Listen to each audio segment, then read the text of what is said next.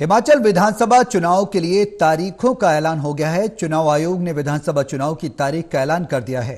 हिमाचल में अब 12 नवंबर को वोटिंग होगी, वहीं 8 दिसंबर को चुनावी नतीजे आएंगे। चुनाव एक चरण में संपन्न होगा।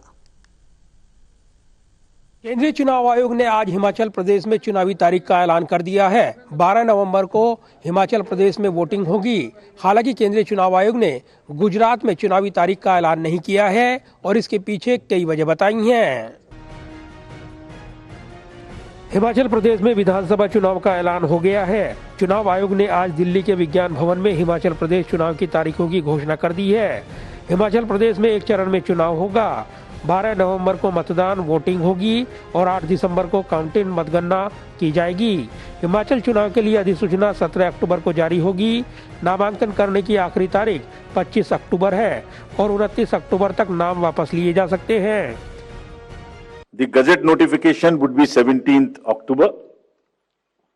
The election would be in one phase. Last date for nomination would be 25th October, that is Tuesday. Date for scrutiny would be 27th. Last date for withdrawal would be 29th. And date of poll 12th November. And date of counting 8th December. And the entire process is completed by 10th of December. हालांकि गुजरात में चुनाव की तारीखों का ऐलान नहीं हुआ है। चुनाव आयोग ने अपनी पीसी में कहा कि दीपावली के बाद गुजरात विधानसभा चुनाव की तारीखों का ऐलान कर दिया जाएगा। इसी के साथ हिमाचल प्रदेश में चुनावी तारीख को लेकर चुनाव आयोग ने कहा कि मौसम को देखते हुए भी चुनावी तारीखों का ऐलान किया गया है, जबकि विधानसभा के तय कार्यक्रम के मुताबिक अभी गुजरात में ये वक्त बचा हुआ है, लिहाजा इसके बाद ही अलग से प्रेस कॉन्फ्रेंस कर इसकी जानकारी दी जाएगी। गुजरात में दिसंबर के मध्य में 2 चरणों में मतदान हो सकता है। गुजरात में 2 राउंड में ही वोटिंग की परंपरा रही है।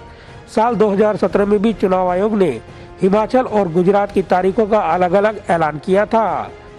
चुनाव आयोग के प्रमुख राजीव कुमार ने बताया कि हिमाचल प्रदेश में एक चरण में चुनाव होगा। साथ ही उन्होंने बताया कि हर मतदान केंद्र ग्राउंड फ्लोर पर ही होगा। हिमाचल में इस बार कुल 55.07 लाख मतदाता वोट डाल सकेंगे।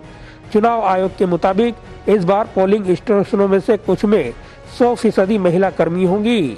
इस कदम से आयोग महिला सशक्तिकरण का संदेश देना चाहता है। कुछ पोलिंग स्टेशन को दिव्यांग कर्मचारी संभालेंगे। चुनाव में मतदाताओं की सुविधा और चुनावी प्रक्रिया को दखल मुक्त रखने के लिए टेक्नोलॉजी का इस्तेमाल किया जाएगा। सी विजिलेंस ऐप के जरिए कोई भी मतदाता शिकायत कर सकता है। 60 मिनट के भीतर हमारी टीम पहुंचेगी और 90 मिनट के अंदर उनका निपटारा किया जाएगा। इसी तरीके से दिव्यांग मतदाता भी ऐप का इस्तेमाल कर सकते हैं। इसी के साथ मुख्य चुनाव आयुक्त ने कहा कि KYC ऐप के जरिए वोटर प्रत्याशियों की पूरी जानकारी ले सकेंगे। उनके खिलाफ यदि कोई आपराधिक केस है तो इसकी भी पूरी जानकारी उपलब्ध की जाएगी। इसके अलावा उम्मीदवारों को 3 बार इसे पब्लिश भी कराना होगा। मुख्य चुनाव आयुक्त ने मीडिया को भी तथ्यों की परख के बाद पब्लिश करने की सलाह देते हुए कहा कि फेक न्यूज पर नजर रखी जाएगी। चुनाव आयोग फ्री स्कीम्स की घोषणा पर भी नजर रखेगा। इस बार निगरानी ज्यादा मुस्तैद रहेगी। चुनाव में मुफ्त वादों का मामला सुप्रीम कोर्ट में है।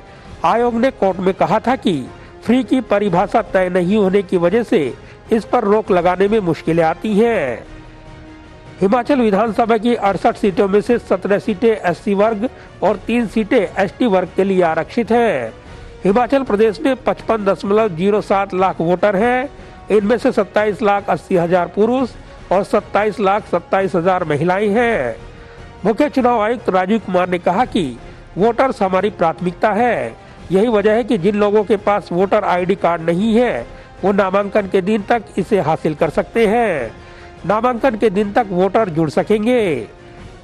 चुनाव आयोग ने कहा है कि 80 साल के ज्यादा उम्र के लोग, दिव्यांग या कोरोना संक्रमित अगर बूथ पर नहीं आ पाते हैं तो उनके घर जाकर वोट ली जाएगी। 80 साल के ज्यादा उम्र के 1.82 लाख मतदाता हैं। चुनाव आयोग के कर्मचारी 80 वर्ष से अधिक आयु के मतदाताओं के लिए मतदान के लिए घरों में जाएंगे। प्रक्रिया की वीडियोग्राफी कराई जाएगी। चुनाव आयोग 3 उद्देश्यों के साथ काम कर रहा है। पहला, मुक्त, निष्पक्ष, समावेशी, सुलभ और प्रलोभन मुक्त चुनाव कराए जाए। दूसरा परेशानी मुक्त और आरामदायक मतदान का अनुभव मिले और तीसरा अधिकतम मतदाता भागीदारी हो। आयोग ने कहा कि मतदाता उम्मीदवार के बारे में KYC ऐप से जान सकते हैं। इसके अलावा अगर राजनीतिक दल आपराधिक मामलों वाले उम्मीदवारों को उतारती है तो पार्टी को ये बताना होगा कि ऐसी क्या बाध्यता रही कि ऐसे उम्मीदवारों को चुनना पड़ा। ये उनको अपने सोशल और प्रिंट मीडिया के जरिए बताना होगा। जाहिर है हिमाचल प्रदेश में चुनावी बिगुल बजने के साथ ही आदर्श आचार संहिता भी लागू हो गई है। इसी के साथ हिमाचल प्रदेश में असली चुनावी मुकाबला भी शुरू हो गया है। कैमरामैन विदा ब्रिक के साथ प्रदीप कुमार, टोटल न्यूज, दिल्ली।